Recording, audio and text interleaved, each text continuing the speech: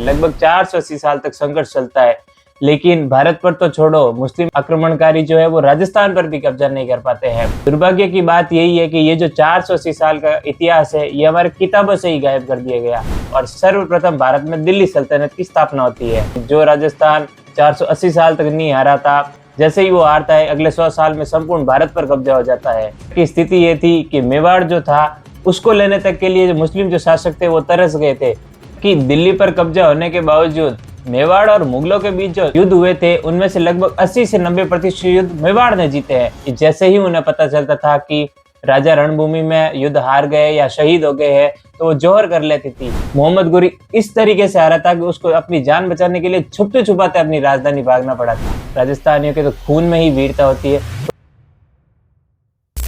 देखिए, आज जो है हम वो राजस्थान और वहाँ के राजपूत राजाओं का भारत के इतिहास में जो योगदान है, उसको समझने वाले हैं। और उससे पहले मैं आपको एक चीज कहना चाहूंगा कि आपका चाहे जो भी माइंडसेट हो, आपका चाहे जो भी पीओवी हो, इस वीडियो को एक न्यूट्रल माइंडसेट से देखना। इस वीडियो में मैं जो भी बोलूंगा वो मैं अपने कोई मन से नहीं बोलूंगा। हर एक चीज, हर एक बात किसी ना किसी आर्टिकल में लिखी हुई है। तो टॉपिक पर वापस आते हैं। देखिए, सन 712 में मोहम्मद बिन कासिम जो है वो सिंध पर कब्जा कर लेता है राजा दहीर को हराकर, और उसके बाद इसकी नीयत पड़ती है भारत पर और ये सोचता है कि भारत पर कब्जा करेगा। लेकिन भारत को हराने के लिए इनको राजस्थान से होकर गुजरना पड़ता है। और जैसे ही ये राजस्थान की तरफ बढ़ते हैं, सन 738 में राजस्थान के युद्ध में बप्पा रावल तथा नागभट्ट प्रथम तथा जय सिंह वर्मन, इनका गठबंधन अमीर जुनैद को मारकर उसकी अरब सेना को वापस सिंध की तरफ खदेड़ देता है। देखिए, सन 712 से 1192 में लगभग 480 साल तक संघर्ष चलता है, लेकिन भारत पर तो छोड़ो, मुस्लिम आक्रमणकारी जो है वो राजस्थान पर भी कब्जा नहीं कर पाते हैं। लेकिन दुर्भाग्य की बात यही है कि ये जो 480 साल का इतिहास है, ये हमारे किताबों से ही गायब कर दिया गया। हमें ये पढ़ाया ही नहीं जाता है। आप खुद अंदाजा लगाकर सोचिए कि कैसा रहा होगा वो इतिहास जो कि 480 साल तक मुस्लिम आक्रमणकारियों को भारत में घुसने नहीं दिया। कैसे रहे होंगे वो वीर योद्धा। उसके बाद होता यह है कि पृथ्वीराज चौहान जी, जिन्होंने मोहम्मद गोरी को लगभग 20 बार बंदी बनाया था, वो तराइन के द्वितीय युद्ध में सन 1192 में मोहम्मद गोरी से हार जाते हैं और सर्वप्रथम भारत में दिल्ली सल्तनत की स्थापना होती है।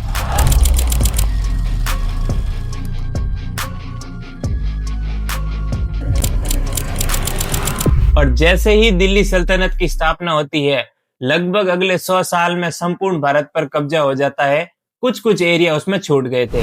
आप राजस्थान की इंपोर्टेंस का अंदाजा सिर्फ इस बात से लगा सकते हैं कि जो राजस्थान 480 साल तक नहीं हारा था, जैसे ही वो हारता है, अगले 100 साल में संपूर्ण भारत पर कब्जा हो जाता है। देखिए, भारत पर भले ही दिल्ली सल्तनत की स्थापना हो जाती है, लेकिन राजस्थान और वहां के योद्धाओं का जो संघर्ष है वो अभी भी खत्म नहीं होता है। वो निरंतर रूप से लड़ते रहते हैं और मुस्लिम शासकों का विरोध करते रहते हैं। यहाँ तक की स्थिति ये थी कि मेवाड़ जो था, उसको लेने तक के लिए जो मुस्लिम जो शासक थे वो तरस गए थे। इन्होंने एडी से चोटी का जोर लगा दिया, लेकिन इनको एक छोटा सा मेवाड़ नहीं मिल रहा था। महाराणा प्रताप, महाराणा अमर सिंह, महाराणा कुंभा, महाराणा लाखा, महाराणा हमीर, ऐसे कई वीर योद्धा थे जिन्होंने अपना पूरा जीवन संघर्ष में लगा दिया, लेकिन जो मेवाड़ की धरती थी उसको मुगलों के अधीन नहीं आने दिया। यहाँ तक कि दिल्ली पर कब्जा होने के बावजूद भी मेवाड़ और मुगलों के बीच जो युद्ध हुए थे, उनमें से लगभग 80 से 90% युद्ध मेवाड़ नहीं जीते हैं। और ये मैं कोई अपने मन से नहीं बोल रहा हूँ, ये फैक्ट्स है। आप गूगल कर लेना, आपको 1 सेकंड में सब कुछ पता चल जाएगा। देखिए, राजस्थान के पुरुषों के साथ साथ वहां की महिलाएं भी इतनी बहादुर हुआ करती थी कि जैसे ही उन्हें पता चलता था कि राजा रणभूमि में युद्ध हार गए या शहीद हो गए हैं, तो वो जोहर कर लेती थी, आग में जलकर अपने प्राण त्याग देती थी। लेकिन मुस्लिम आक्रमणकारियों की परछाई भी अपने ऊपर पड़ने नहीं देती थी। देखिए, ये सुनने में भले ही आसान लग रहा हो, लेकिन आज के समय में जहां इंसान की अंगुली अगर किसी तवे पर भी टच हो जाए तो वो ऊपर से नीचे तक नाचने लगता है। तो आग में चलकर जाना और प्राणों का त्याग देना बहुत ही बड़ी बात होती थी। और देखिए, ये कोई बनी बनाई कहानियां नहीं है। रणथंभौर का जौहर, चित्तौड़ की रानी पद्मिनी जी, रानी कर्णावती जी का जौहर, चंदेरी का जौहर, रायसेन के 3 जौहर, ऐसे कई उदाहरण भरे पड़े हैं। आप भी एक बार कंफर्म कर लेना, आपको एक बार में पता चल जाएगा। और उनकी जो बहादुरी थी वो सिर्फ जौहर तक के सीमित नहीं थी।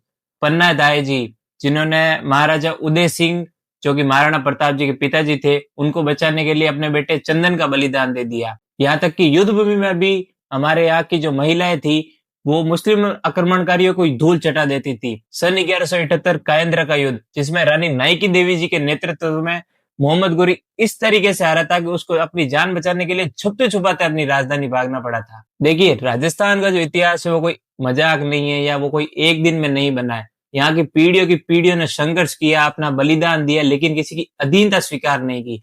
और ऐसा नहीं है कि सिर्फ राजपूत राजाओं ने ही संघर्ष किया या उन्होंने ही बलिदान दिया। महाराणा प्रताप के साथ भील समाज के जो लोग थे, उन्होंने हल्दीघाटी के युद्ध के बाद बहुत उनका साथ दिया।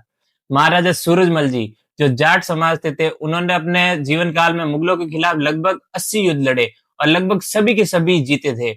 देखिए, अगर आपको कोई कहता है कि राजस्थानियों के तो खून में ही वीरता होती है, तो वो सच बात है। देखिए, यहाँ के राजाओं का जो बलिदान है, उनका जो संघर्ष है, उनका जो इतिहास है, हमें उनका सम्मान करना चाहिए और तथा हमें उन पर गर्व भी होना चाहिए। और आगे से आकर आपको कोई कहे या पूछे कि राजस्थान के राजाओं का क्या ही योगदान है भारत के इतिहास में, तो उन्हें ये वीडियो जरूर बताइएगा एक बार और उनको बताइएगा कि क्या संघर्ष किया है यहाँ के लोगों ने। अंत में मैं यही कहना चाहूंगा कि क्योंकि ये हमारी पहली वीडियो थी, तो हो सकता है इसमें कुछ मिस्टेक रह गई हो या किसी का नाम रह गया हो या किसी के बलिदान की कहानी रह गई हो, तो उसके लिए हम माफी मांगते हैं।